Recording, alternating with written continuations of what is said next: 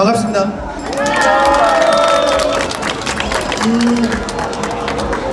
97년 대선 때 광주에서 김대중 대통령에 대한 지지율이 97.28%였습니다. 97%였습니다. 2002년도에 노무현 대통령에 대한 지지율이 광주에서 92%였습니다. 95%,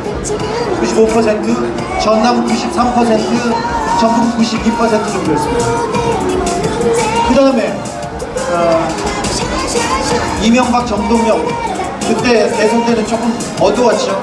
그때는 광주에서 지지율이 80%였습니다. 정동영 후보에 대한 지지율. 그 다음에 전북에서 82, 전남에서 79 정도였습니다. 그리고 나서 문재인 후보와 박근혜가 붙은 지난 대선에서 광주에서 지지율이 92%였습니다.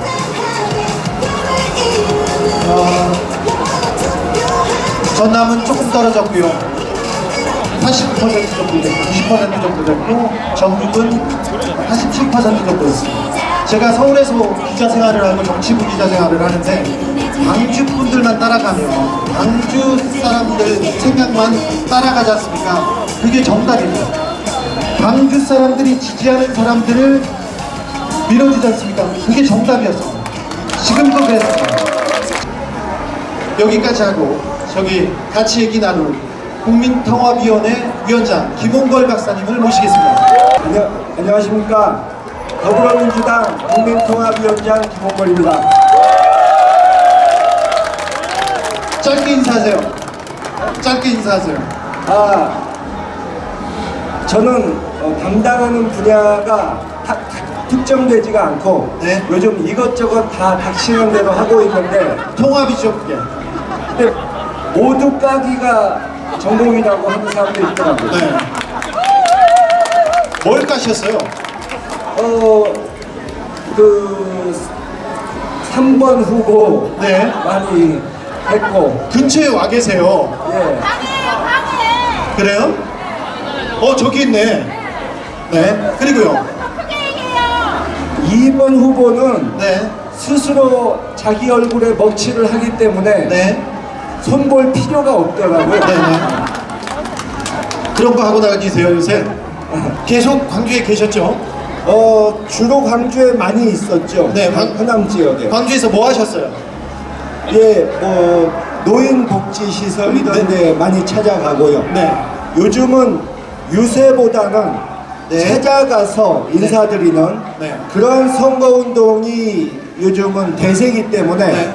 적극적으로 그렇게 찾아다니는 네. 시장이라든가 뭐 이런 데 유권자들이 모이시는 곳을 찾아다니는 그런 거를 많이 했습니다. 사실 저기 김홍걸 박사님하고 저하고 인연이 꽤나 오래돼요. 그래서 예전부터 식견이 있고 굉장히 깊은 사람이라는 건 알고 있었는데 수줍음이 많아요. 저하고 비슷해. 부끄러움이 많아서 안 나서려고 하는데 제가 이분이 DJ 아들이에요. 피는 못 속인다고 이 호랑이 같은 기운이 있으세요. 그 말을 할 때 보면 굉장히 적재적소에서 정확한 말로 누구를 타격하고 계시지 않습니까? 그래서 굉장히 큰 제목이 되겠다 이렇게 생각해서 권유했었어요. 근데 안 하고 계시다가 작년부터 굉장히 큰 역할을 하고 계시죠. 저희하고 얘기를 계속 더 나눴던 분이 한 분 더 계신데 그분이 이번에 소개드릴 전 해군 참모총장 황기철 총장입니다. 모시겠습니다. 여러분 반갑습니다. 전 참모총장 해군 참모총장 황기철 제독입니다. 제독님 인기가 좋으시네요. 키가 커서 그런가 봐. 어제 부산에서 저기 문재인 후보하고 투샷이 나왔는데 문재인 후보보다 훨씬 커가지고 좀 숙이시지 그러셨어요. 오늘은 숙이실 필요는 없습니다. 네. 총장님 그 제독이시지 않습니까? 네. 그리고 항상 누구를 이렇게 지시하고 명령을 내리던 위치에 계셨어요. 그렇죠? 네, 그렇습니다. 그러다가 이렇게 시민들을, 국민들을 이렇게 눈높이에서 보니까 어떻습니까? 아직 제가 익숙하진 않았지만은 네. 너무 반갑습니다. 네. 예. 저희들이 부끄러움이 좀 많습니다. 우리 박사님, 처음에 왔을 때 그리고 중간 그리고 며칠 안 남은 지금 분위기가 어떻습니까? 작년 총선 때는 사실 어려운 점이 많았습니다. 특히 네. 그 당시에 그 김종인 비상대책위원장이 이 호남 분들께 네. 지탄을 받을 만한 네. 언행을 좀 보여가지고 네. 여기 계신 후보들이나 선거운동 하러 온 저나 좀 난감할 때가 많았는데 네. 이번에는 와보니까 그때보다 분위기도 훨씬 좋고 네.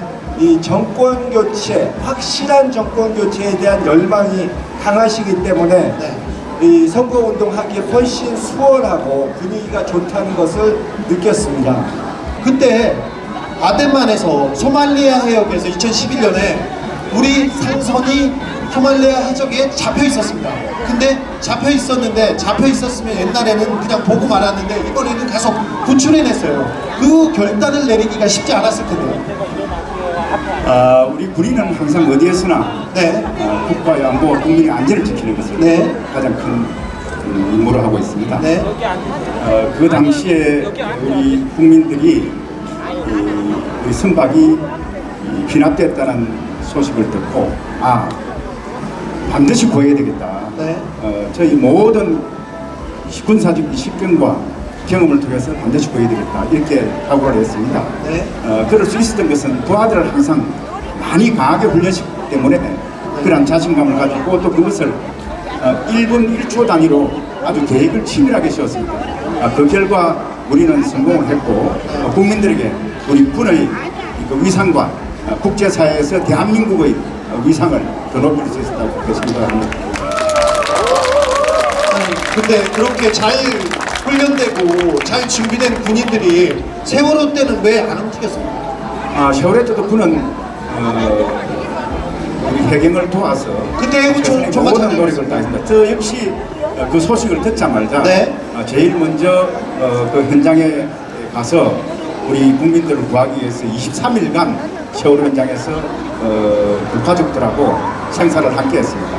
네. 예, 다소 그 당시에 환경이 여러 가지 어려워서 제한되는 사항들은 있었지만은 그러나 우리 국민들을 구하기 위해서 그 당시 가족들과 슬픔을 함께하기 위해서 그는 최선을 다했다고 그렇게 아니 생각하고 있습니다. 군은 최선을 다하려고 했는데 자 해상 사고가 났을 때 그 생명을 구하고 구조해내고 탈출시키는 역할은 사실 군한테 있지 않습니까? 근데 군은 최선을 다하려고 하고 통영함을 보내려고 했는데 왜 구조가 안 되고 왜 통영함이 못 갔던 거죠? 아니 그 당시에 예. 그 당시에 우리 구조함이 세척기가 있었습니다. 네네. 같이 있었고 통영함은 그 당시에 우리 해군이 인도되지 않는 전력화가 안 된 상태 훈련이라든지 장비라든지 그 모든 게 갖춰지지 않았기 때문에 네. 다만 추가적으로 도입될 경우에 대비해서 준비를 해두었던 것입니다. 아 그렇습니까?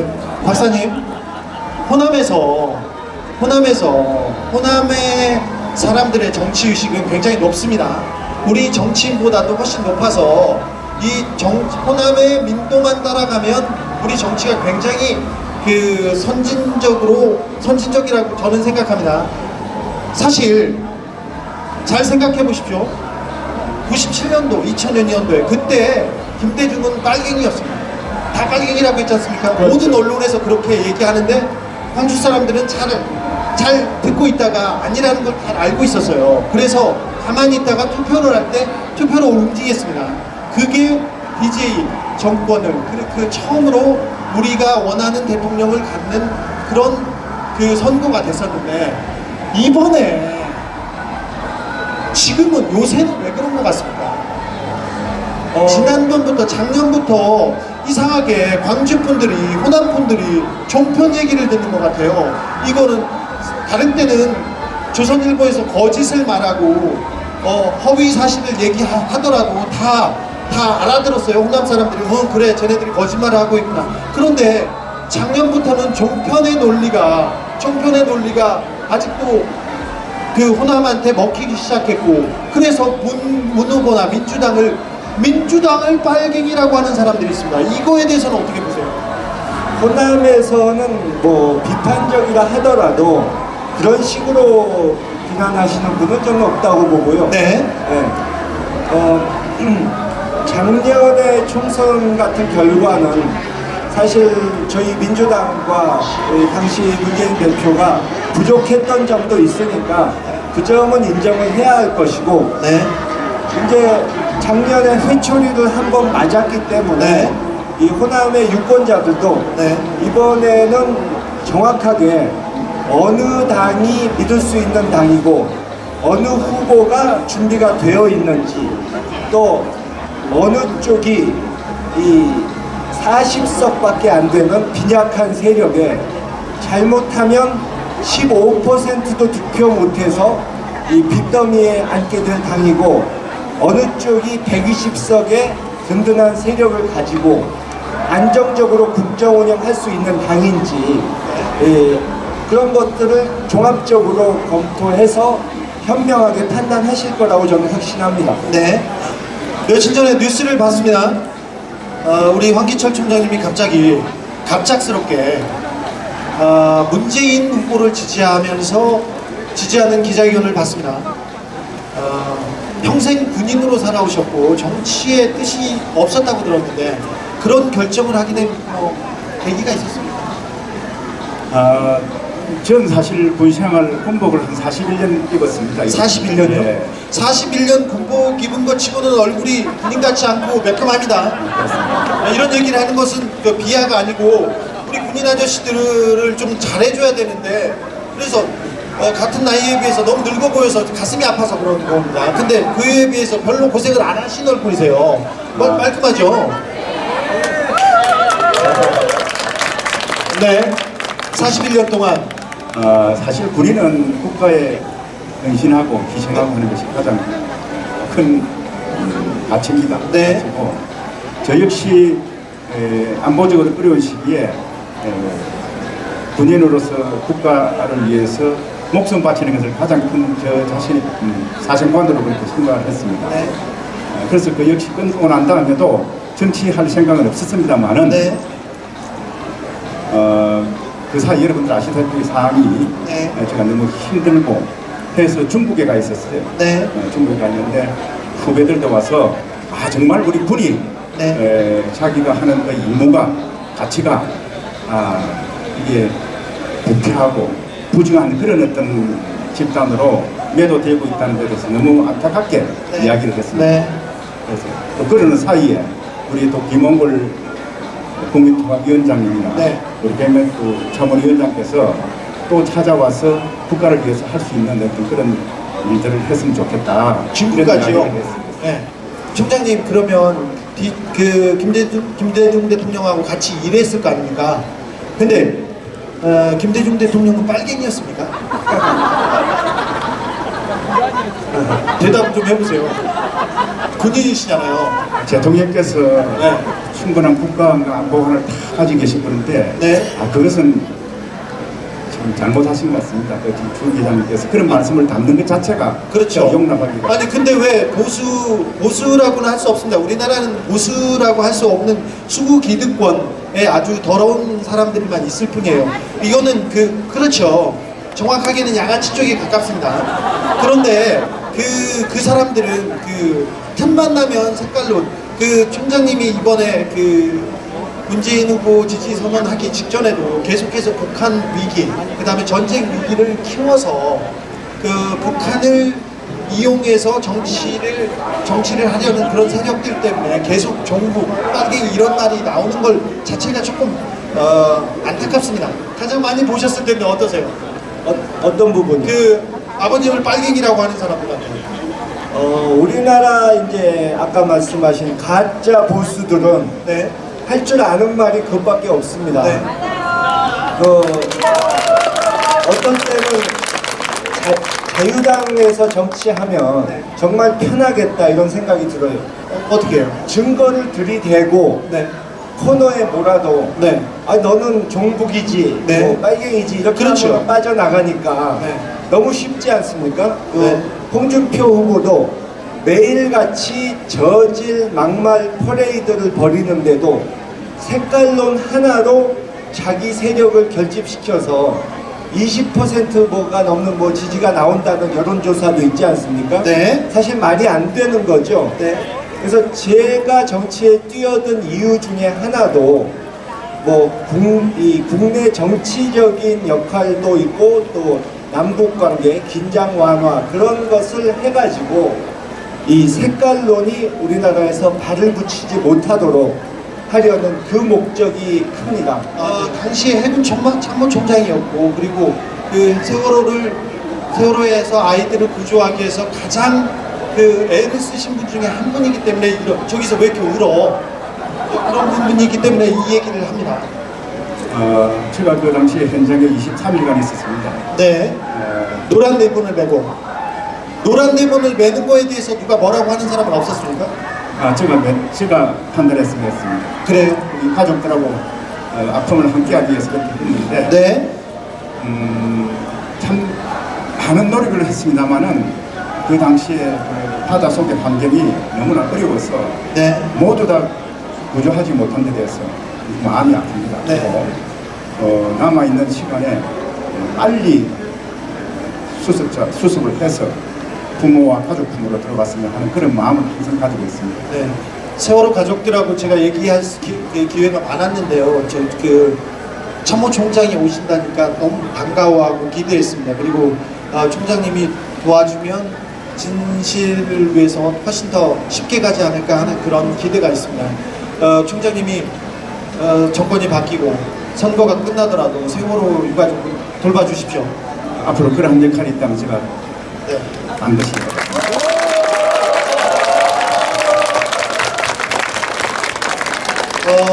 이번 대선이 사전 투표에서 26% 그래서 1,000만 명 넘는 사람들이 투표를 했기 때문에 큰 변수도 사라졌습니다.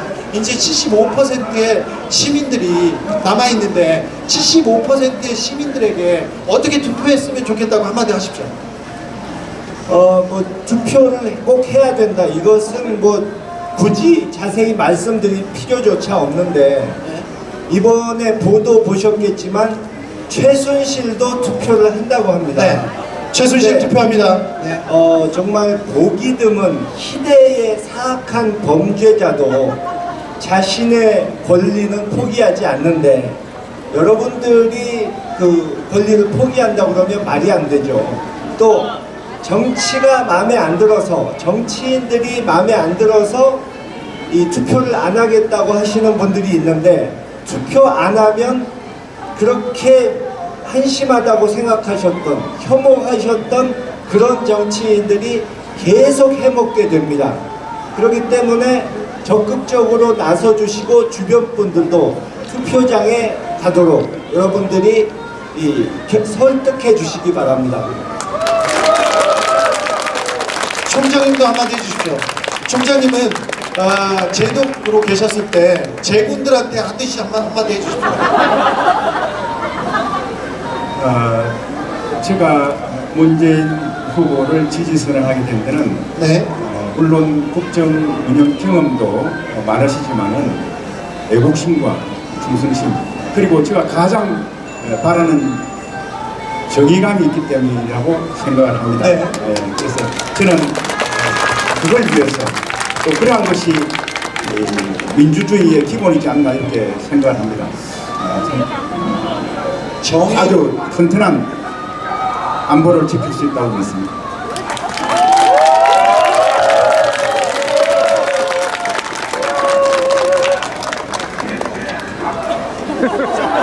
시험만 들을게요. 제가 안 원장님 잘 알아요. 그런데 목이 괜찮으실까 걱정이 계속되고 있습니다. 이제 안 괜찮겠어요. 네. 제가 네? 저분들 오셨으니까 제가 인사 말씀을 하나 해야 될 것 같은데요. 네. 제가 요즘 이제 선거운동 하고 다니면서 네. 이 옛날보다 아까도 말씀드렸지만 힘든 일정이지만 피곤한 줄 모르고 다닐 수 있는 분들이 그 이유가 당연히 이렇게 반갑게 맞아주시는 유권자들 덕이 크지만 그 외에도 생각지 않았던 고마운 분들이 굉장히 많습니다. 지나가던 사람들이요? 아니, 이 설명을 드리려면 네. 이제 우리가 사실 12월에 대선을 했다면 네. 여기서 추운데 벌벌 떨면서 모였을 것 아닙니까? 네, 이렇게 오셨죠? 이분들은 다 오셨겠죠. 이렇게 좋은 날씨에 할 수 있도록 만들어준 분이 한 분 있죠. 최순실 열사 아닌가요? 또 있잖아요. 고영태 군. 503호. 아, 네. 근데 가서 인사를 드리고 싶은데 면회가 안 돼서 네. 요즘 뭐 낙하산 인사는 근절하겠다고 하지만 제가 일일 서울구치소장이라도 어떻게 한번 해가지고 가서 인사를 드려야 되지 않을까. 그리고 아까 이제 홍준표 후보 얘기는 했으니까 이제 안철수 후보와 국민의당 분들도 너무 우리 선거를 도와주고 계세요. 매일같이 쓸데없는 얘기를 하고 수시로 자기 발등을 찍으면서 남의 당 선거 도와주기 위해서 이렇게 열심히 하시는 분들은 제가 처음 봤습니다.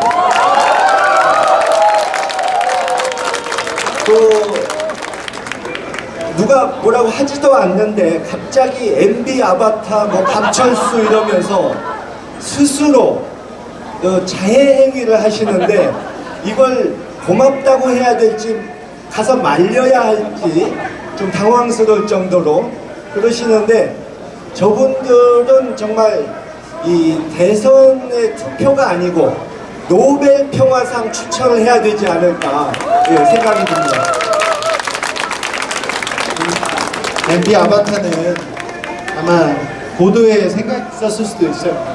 MB 아바타냐고 제가 MB 아바타입니까 물어보면 다 MB 아바타를 생각할 거 아니에요. 안철수가 MB 아바타인 걸 생각할 거 아니에요. 그러면 깨어있는 사람 모르더라도 아 이명박 지지자들은 아 저 사람이 아바타인가 이렇게 생각할 수도 있어요. 그래서 고도로 우리가 생각하는 거 그 이후에 뭐가 있을 수도 있다는 생각을 지금 잠깐 했어요. 그렇게 기쁜 뜻이. 저는 아까 503호 얘기했는데 저는 박근혜 씨가 굉장히 고마워요.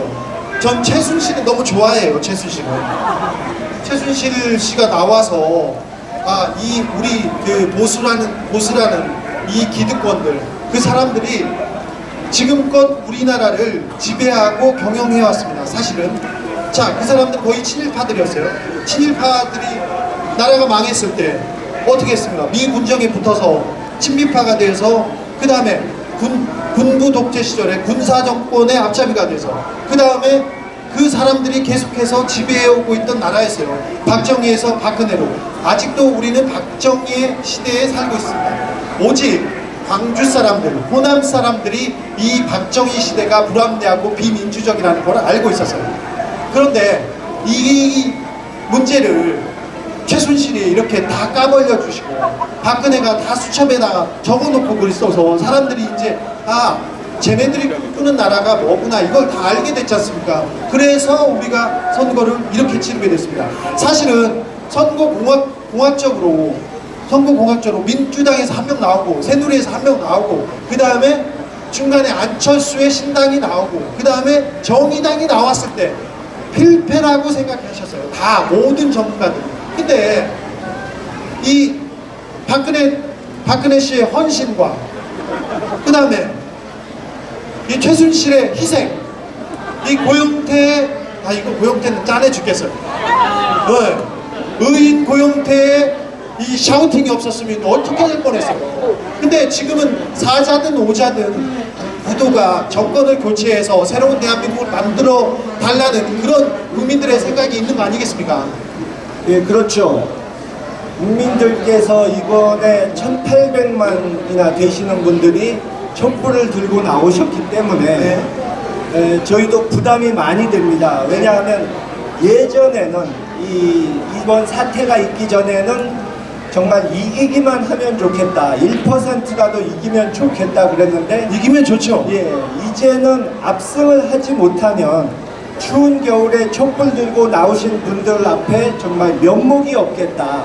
또 제대로 된 적폐청산과 국가개혁을 할 동력이 생기지 않을 수도 있다 하는 불안감이 있어서 끝까지 단 1%라도 더 올리기 위해서 최선을 다할 생각입니다.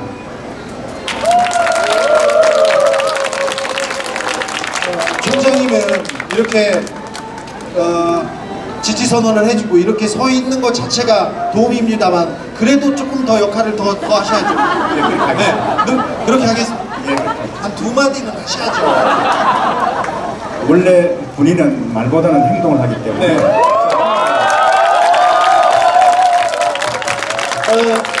박기천 총장님 옆에 서 있기만 해도 든든하시죠?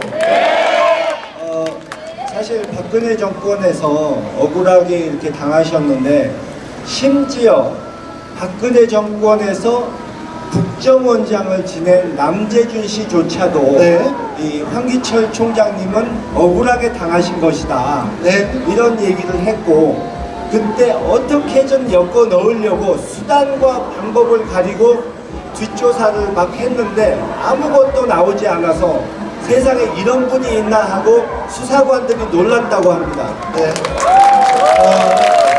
황기천 총장님은 억울한 누명을 써서 통영함 비리에 대해서 책임이 있다는 이 정부의 억울한 누명 때문에 구속되셨어요. 그래서 구치소에 가셔서 감명 깊게 읽은 책이 있다면서요. 구치소에서 어떤 책을 감명 깊게 읽었다면서요. 아 이게 안 짜면 말이 안 돼. 구치소에 가서 제 책을 잘 읽었다면서요. 예, 그런데 그래서 책장 사야 아니야 거기까지는 아니고. 근데 구치소에 구치소에 갔다마자 건 네. 우리 그 주진우 기자님께서 진그저 뭡니까 사법할 것 그걸 재밌게 잘 읽었어요. 네. 지금 고영태도 읽고 있고 아마 최순실도 열심히 읽고 있겠습니다. 그런데 1심과 2심에서 대법까지도 무죄 확정되시고 곧바로 박근혜 정부에서 훈장까지 추서했습니다. 그러니까 정권의 탄압이 잘못됐다는 것을 바로 보여주기도 했습니다. 훈장은 하셨어요? 예, 그렇습니다. 네. 훈장 이름이 뭡니까? 도구군장 통일장입니다. 그래요? 뭘 잘했다고 주셨죠? 뭐 잘했다기보다는 제가 네. 국가에 헌신했기 때문에 네. 국민이 저에게 준 것으로 그렇게 저는 네. 말은 못한다고 해놓고 다 준비해서 따박따박 잘하시네요. 그런데 총장님에 대한 그 신망이 군에서 총장님에 대한 신망이 있었을 텐데 이렇게 있었을 텐데 이렇게 정치권에 오겠다 이번에는 문재인을 돕겠다고 얘기했을 때 알는 사람 없었습니까? 뭐 여기서 밝힐 수는 없지만 네. 그런 분들도 있었는데 사모님은 어땠어요? 네? 사모님 가족 제 사람은 제가 하는 일은 항상 따라합니다. 그래요? 박사님도 사모님이 항상 이렇게 지지하고 응원하고 그렇습니까? 솔직히 저희 어머니나 네. 저희 와이프는 네. 이제 이 정치권이라는 데가 워낙 험한 곳인 줄 알기 때문에 네. 사실 걱정이 돼서 네. 뭐 적극 말리진 않았지만 좀 염려를 네. 한 거죠. 네. 두 분. 얘기를 거슬러 가보겠습니다. 그 이호 여사님께서는 지금 건강은 어떠세요? 연세가 올해 96세가 되시기 때문에 이제 박수 칠 일은 아니에요. 네. 그런데 건강하다면 박수 쳐야지. 네. 건강은요? 뭐 큰 병은 없으시고 네. 대신에 기력이 약하셔서 외출은 자주 못하세요. 네. 지난해 국민의당이 창당될 때 이호 여사님과 이호 여사님이 국민의당을 지지한다. 안철수 의원이었던가요? 누구를 지지한다. 이런 뉴스가 나왔습니다. 그 뉴스를 보고 이호 여사님이 보인 반응이 어땠습니까? 그거 기사를 제가 읽어드리니까 네. 아이고 맙소사 그러시더라고요. 첫 마디가 네. 그 여사님이 누가 오면 당신을 지지합니다 이렇게 얘기하는 스타일이 아니시잖아요. 아주 가까운 네. 옛날부터 아셨던 분들도 네. 요즘은 이제 뭐 그분들이 정치 얘기하시면 네. 아이 그래 알아서 잘 하세요 뭐 네. 이 정도 네. 그렇게만 하실 뿐이고 또 어머니 입장에서는 누구는 뭐 해라 누구는 말하다 이렇게 말씀하시면 또 정치 개입이 되니까 네. 그분 입장에서는 안철수 씨가 아니고 허경영 씨가 와서 나라를 구하기 위해서 대선 출마하겠다 해도 아이 잘해보세요 이런지 뭐라고 하시겠습니까? 그 정도 수준이었습니까? 예. 광주에 올 때마다 느낍니다. 광주에 생각이 있고 의식이 있고 대한민국과 국가 민족을 생각하는 사람들은 광주에 다 빚을 가지고 있습니다. 그리고 광주 정신, 그리고 5.18 그다음에 민주 정신에 대해서 항상 고민하고 생각하고 있습니다. 그런데 사실은 항상 민주주의의 심장은 광주였습니다. 광주였는데 이번 선거에서도 광주가 정권 교체를 이뤄낼 거라고 저는 믿어 의심치 않았습니다. 김대중 대통령 누가 만들었습니까? 누가 지지했습니까? 광주에서 그랬습니다. 호남이 그랬습니다. 노무현 대통령 어떻게 대통령이 됐습니까? 광주 경선에서 승리한 노무현 후보가 민주당 후보가 되고 그리고 대통령이 됐습니다. 문재인 후보 호남이 만들 것입니다. 광주가 만든다고 저는 생각합니다. 어떻게 생각하시는지요? 예, 이번에 문재인 후보가 네. 다시 우리 광주와 호남의 마음을 얻어가고 있고 네. 결국은 여기서 압승하리라고 저는 믿고 있고요. 네. 또 부산, 경남도 예. 지금 국민의당 사람들까지도 그분이 그쪽에서 50% 이상 득표를 할 것이라고 예상을 하더라고요. 네. 그러니까 결국 과거의 민주화 후의 대통령들은 전부 한쪽에서는 압승, 한쪽에서는 완패 이런 식으로 이겼는데 네. 그저 그런 점이 부담이었고 그래서 국민 통합도 안 되고 그랬는데 이번에 처음으로 전국 모든 지역에서 골고루 득표하는 그런 진짜 국민 통합 대통령이 나올 수가 있습니다. 자, 어제 오후에 호남 얘기를 저기 김재동 씨하고 유시민 선배하고 당구를 치면서 호남 득표율에 대해서 얘기한 적이 있습니다. 박사님, 광주에서 문재인 후보가 몇 퍼센트 득표할 거라고 생각하십니까? 내긴 아니죠. 아니 우리 선거운동 같이 하는 사람들이 네. 사전 투표 25% 넘으면은 네. 뭐 머리 물들이는 거 하라고 해서 아무래도 불안해서 안 했더니 네. 25 넘더라고요. 네. 그래서 그거 아니라면 말씀드리겠는데 아니 내기해도 돼요. 사실 저하고 김어준하고 투표율에다가 가끔 공약을 내걸기는 하는데 저희는 유료 허그였어요. 프리 허그는 안 해요. 우린 비싸서. 그랬는데 뭘 하나 걸어도 되죠. 뭘 걸어야 되죠? 뭘 걸을까요? 머리 물들이는 건 안 돼. 머리 물들이는 건 안 되고 뭐가 있을까요? 자, 일단 호남 지역, 특별히 광주에서 문재인 후보의 득표율이 몇 %라고 예상합니다. 우리가 여기서 한 번씩 하고 내기를 하죠. 3명이서.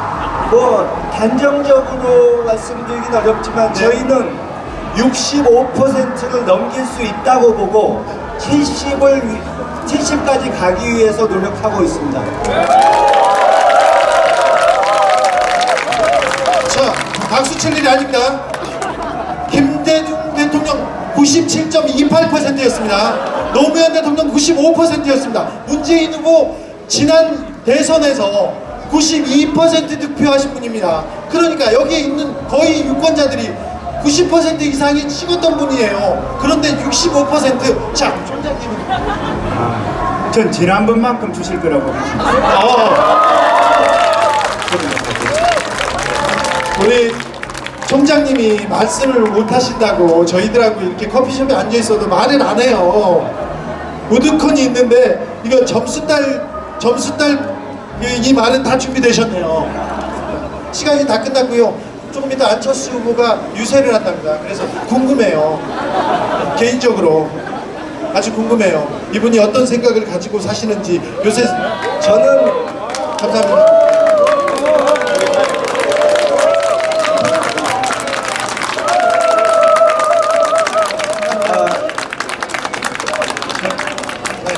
저는 안철수 후보 오기 전에 사라지는 게 좋을 것 같습니다. 왜요? 그분이 제 얼굴을 보면 뒷목을 잡고 쓰러질 수가 있기 때문에 맞죠? 그러면 안 돼. 제가 며칠 전에 그 토론회에서도 네. 저희 국민통합위원회 얘기를 하면서 상당히 불만이 많으신 것처럼 말씀하시더라고요. 그래서 신경을 건드리지 않기 위해서 그분 나타나기 전에 갈 겁니다.